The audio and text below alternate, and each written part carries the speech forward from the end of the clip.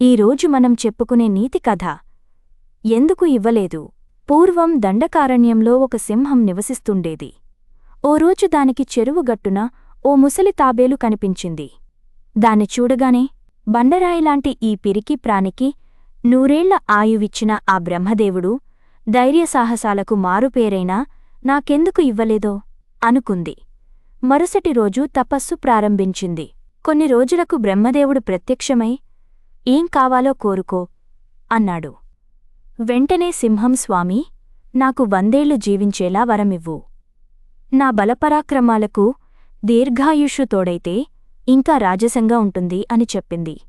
బ్రహ్మదేవుడు నవ్వుతూ, అలాగే, కాని నువ్వు జీవహింస మాని శాకాహారంతో కడుపు నింపుకోగలిగితేనే నేను ఆ వరం ప్రసాదించగలను అన్నాడు.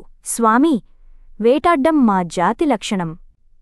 అదీకాక మాంసాహారం మానేసి ఆకులు అలములు తినడం మొదలుపెడితే అడవిలో ఉండే చిన్నాచితుకా జంతువులు కూడా నన్ను లెక్క చెయ్యవు. పెద్ద పులి నామీద దండయాత్ర చేసి అది అడవికి రాజవుతుంది అని వాపోయింది. విధాత నవ్వుతూ, ఒకటి కావాలంటే మరొకటి వదులుకోక తప్పదు. బతికినంతకాలం దర్జాగా ఈ అడవిని పాలిస్తావో, లేక పులికో చిరుతకో భయపడుతూ బిక్కుబిక్కుమంటూ 100 ఏళ్లు బతుకుతావో నీ ఇష్టమన్నాడు. అల్పకాలమైనా ఈ అడవికి ఎదురులేని రారాజుగా బతకడమే నాకిష్టమని అంది.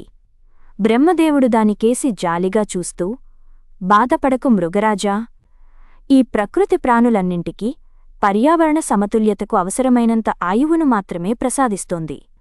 మీ బోటి వన్యమృగాల పుట్టుక జీవుల నియంత్రణ కోసం జరుగుతుంది. మీరు దీర్ఘకాలం జీవిస్తే అల్ప ప్రాణులన్నీ మీకు ఆహారమై సమూలంగా అంతరించిపోతాయి అని చెప్పి అంతర్ధానమయ్యాడు. కళ్ళు నులుముకుని చూస్తే చుట్టూ ఎవరూ లేరు. తాను కలగన్నానని సింహానికి అప్పుడు అర్థమైంది.